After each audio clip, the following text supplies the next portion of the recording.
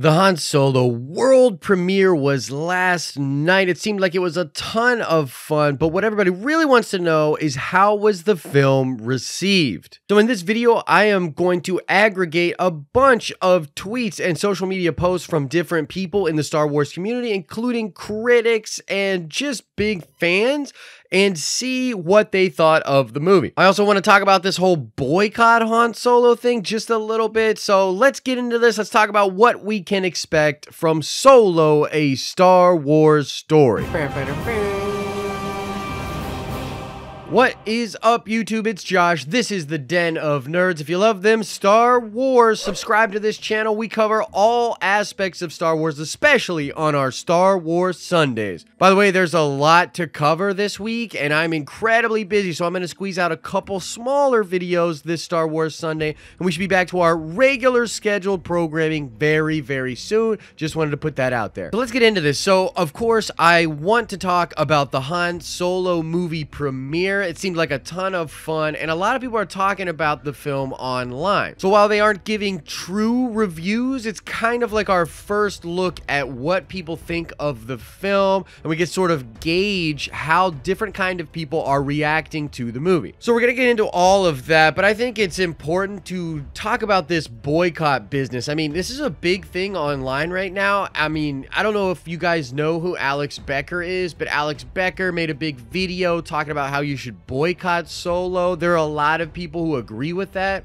I believe Jeremy from Geeks and Gamers is also on the boycott sort of a bandwagon, and I don't know that for an exact fact because I haven't been watching a lot of Jeremy lately. At the end of the day, like, this community is in sort of a weird spot right now where there's a lot of people not happy with what is going on with Star Wars. They blame Lucasfilm, they blame Kathy Kennedy, a lot of them blame political agendas, and I don't know, guys, I really try to stay neutral here. I try to be like Sweden in this thing. I can see both sides of the equation, but I think if you've been watching the channel for any amount of time, you know I'm definitely not boycotting this movie. I fell on the side of The Last Jedi divide where I actually really enjoy The Last Jedi, and I mean that. Like, I enjoy it as a film. However, there are certain parts of it that bug the hell out of me every time I watch it, and there are some really bad things going on in the movie, and so, like, I can see both sides. Like, I see why people are upset, even though some of them are taking it to the extreme, and I can see why people are supporting and kind of being mad at all of the haters over there. You know what I mean? Like, whether or not you think they're just butthurt fanboys or people that have legitimate gripes or whatever. It's a weird time right now. And so my stance on the boycott is that, you know, look, boycotting Han Solo or boycotting a big film like this, you have to understand what that really means. I mean, first of all, a lot of that team is not involved at all with what was going on with The Last Jedi. So if you're one of those people that was really upset by The Last Jedi, I mean, you have to understand this movie was written by the Kasdans. This movie was directed by Ron Howard. This movie is old school Star Wars. If anything, this was the film you should have been waiting for. This is the olive branch to the hardcore fans. So beyond just that, it also affects the pocketbooks potentially of a lot of different people, right? I mean, there's cast members, people in production. I mean, let's just say that the boycott had a big effect over there at Lucasfilm. It could possibly affect the jobs of people who might even feel the exact same way that you do. Now, on the other side of that, I think boycotting something or sort of getting together with a group of people and like organizing and getting behind a movement, that's totally cool. Like, that is completely fine. You're well within your rights. It's super democratic of you to actually do that. So I'm not one of those people that's like, oh my God, boycotting is so wrong. Like, no, that's totally fine. It will be very interesting to see what kind of an effect that has, if an effect at all is had on Solo. So I know it would probably be more exciting if I like went at Alex Becker's throat, or if I said, you know, Geeks and Gamers is just trying to get clicks and he's playing into this whole thing, or something like that. And I just don't agree. I see both sides of the equation. I think, hey, if you want to boycott Solo, that's totally fine. If you want to not go see Solo, that's totally fine too. Like, you're well within your rights. I'm not going to come down on you hard. But for, I guess, whatever small level of influence I have over here, I would suggest, even to people not happy with current Star Wars, go give Solo a chance. It looks like it's going to be a ton of fun, and a lot of the reactions out there seem to support this idea that the movie is just a lot of fun. Okay, so let's talk specifically about the reactions coming out of the movie. I would say, just from what I have seen online, they're pretty mixed. I know a lot of news sites out there and just different junkets or whatever, they are saying that the movie is really good. So there's this narrative out there that the reactions out of the film were actually like great and stellar. And that's just not true. From what I am seeing when I take an objective look about what is going on here, there's a lot of mixed feelings about Solo. So look, I'm sorry, I just can't be one of those people that sort of like lies to you or sort of injects my opinion or feeling about what this is. The reality of the situation is, I think it's pretty mixed. Now, there's not a lot of people saying that they hate the film. It's not like that. It's not like a Batman v Superman type of situation.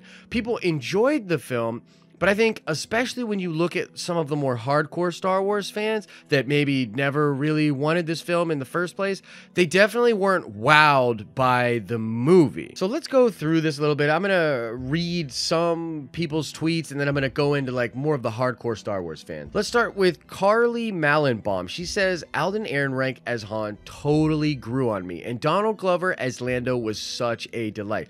But I left the film yearning to see the version that Chris Miller and Phil Lord would have made. Wow, that's pretty interesting. Like, man. So this is what Anthony Bresnikant said. He's, of course, the Entertainment Weekly guy. I respect this guy a lot. I think he knows what he's talking about. Solo thoughts. Blast. Like the Falcon, a few rough edges getting there, but I thought Ron Howard pulled it off as neatly as a Wookiee removes arms. So once again, just saying, hey, look, man, this film's not perfect, but they pull it off in a really nice way. Kara Warner says, oh, Star Wars fans, you are in for a friggin' treat with Solo. Killer cast, great adventure, so much fun.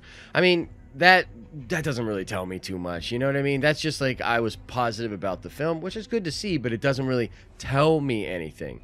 So here's the first taste of some more hardcore Star Wars people. So Perry Nemiroff from Collider, I mean, we know she's on Jedi Council all the time. She represented Collider at Star Wars Celebration 2 years ago. She's a huge Star Wars fan. She said, there's some fun to be had with Solo, a Star Wars story. Ehrenreich was solid and really enjoyed Glover and Walter Bridge as L3, but not convinced we needed a Han Solo movie. Was really hoping for higher stakes, more energy, and depth. Interesting. I mean, look, that's essentially, to me, that reads like a negative reaction. Some fun to be had, not convinced we needed this movie, was hoping for higher stakes and more energy and depth. So, I don't know. I respect Perry a lot. There's the possibility that when I go in, I won't feel the same way. But I think it's also sort of good to curb our enthusiasm. Like, look, just don't expect some really deep, beautiful piece of Star Wars mythology. You know, just kind of expect a fluffy, fun ride. Dennis Zhang, also from Collider, said, Solo, a Star Wars story, was a mostly fun adventure and solid performances, but with a predictable story. Never will be one of my favorite Star Wars movies, but I enjoyed enough of it.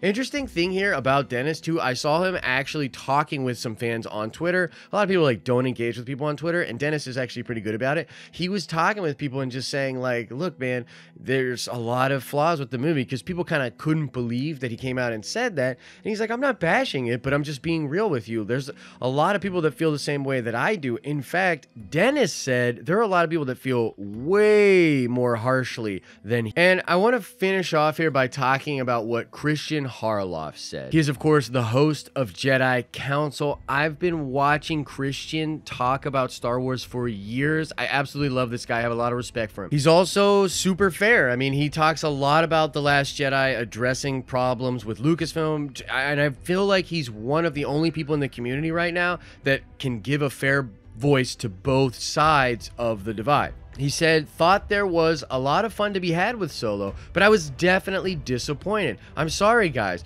but it seems like there are tons who loved it. I'm only one opinion.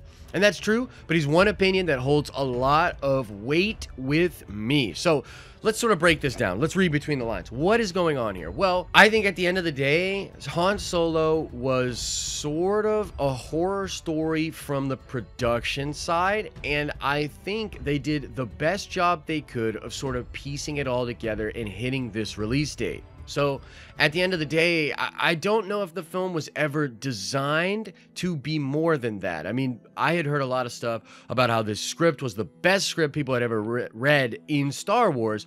And to me, to say something like that, and Star Wars is a movie that, Star Wars is a movie franchise that is just stooped in great movies, great mythology, incredible storytelling, and some bang out scripts. I mean, honestly, there are some great scripts, some written by Kasdan, in this plethora of Star Wars films. And so when you say that it's the best Star Wars script ever, I don't know, to me that feels like, whoa, maybe there's some really deep stuff going on here. Maybe there's some hero's journey, character development stuff that's very, very cool.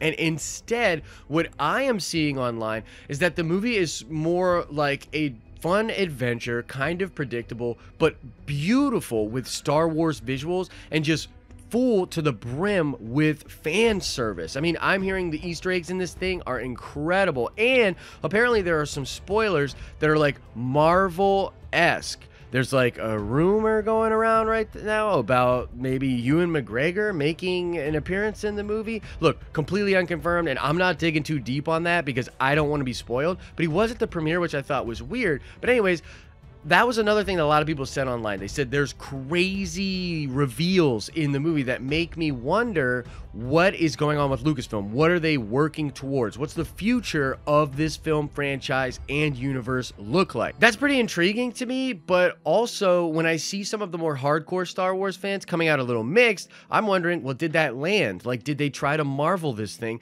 And is that something that is not landing for hardcore Star Wars fans and they're just not able to clarify that right now? Because like I said, to me, these are still sort of reviews, but they are not the complete picture. So overall, those are my thoughts. I think the movie's still going to be a ton of fun. I'm very much looking forward to it. I mean, come on, guys. You know, I'm a huge Star Wars fan. I don't know. I want to see the blasters, man. I want to see the blaster fires. I want to see the space battles. I'm excited. Like, buckle up. Let's go. However, I think it's important to sort of understand what people think of the film so that our expectations can be set to a proper dial. Like, let's go into this thing not expecting dances with wolves in Star Wars. This is just a fun episode in a ongoing series of awesome Star Wars content.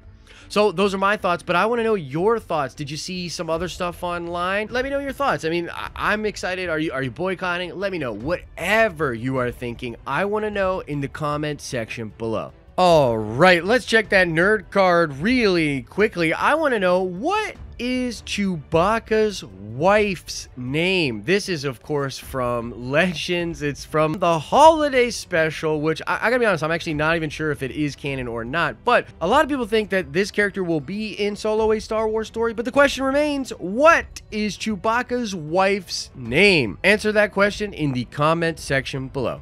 You can click below to watch some more dope videos. You can click our icon to subscribe to get all of our future content. As I always say, I hope you're having an awesome and nerdy day, and I will see you in the next video.